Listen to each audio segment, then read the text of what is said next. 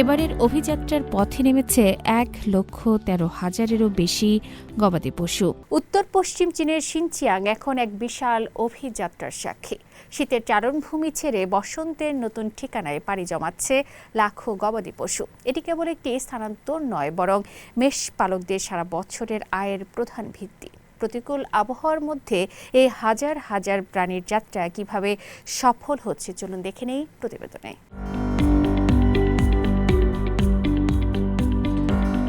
চীনের উত্তর পশ্চিমের উইগুর স্বায়ত্তশাসিত অঞ্চল শিনচিয়াং, যেখানে প্রতি বছর প্রকৃতির এক অমোঘ নিয়মে শুরু হয় হাজার বছরের পুরনো এক মহাযাত্রা। তেকেস কাউন্টির ইলি কাজাক স্বায়ত্তশাসিত অঞ্চলে এখন শীতকালীন চারণভূমি ছেড়ে বসন্তকালীন গন্তব্যে যাওয়ার ব্যস্ততা চলছে।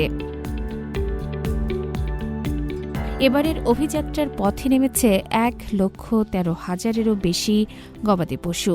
গন্তব্য প্রায় 130 কিলোমিটার দূরে।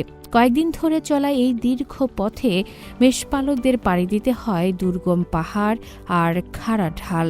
সামনেই মেষশাবকদের জন্ম দেওয়ার সময়, তাই প্রতিটি মেষের প্রতি রাখা হচ্ছে বিশেষ নজর।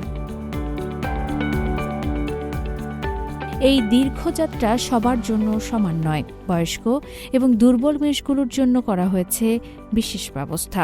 যাত্রা পথকে সহজ করতে স্থানীয় প্রশাসন পুরো রুটে বসিয়েছে 28টি সার্ভিস স্টেশন, যেখানে মেষপালকদের জন্য খাবার ও থাকার জায়গার পাশাপাশি পশুদের জন্য রয়েছে পর্যাপ্ত পশুখাদ্য।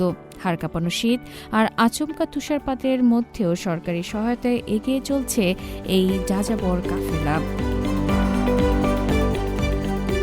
3 দিনের ক্লান্তি শেষে অবশেষে তারা পৌঁছেছে নিরাপদ আশ্রয়ে।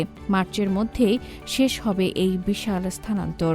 এরপর মে মাসের শেষ নাগাদ এই পশুপাল আবারও রওনা হবে গ্রীষ্মকালীন চারণভূমির সন্ধানে। প্রতিকূলতার সঙ্গে লড়াই করে টিকে থাকাই শিনচিয়াংয়ের এই মেষপালকদের জীবনের চিরন্তন গল্প।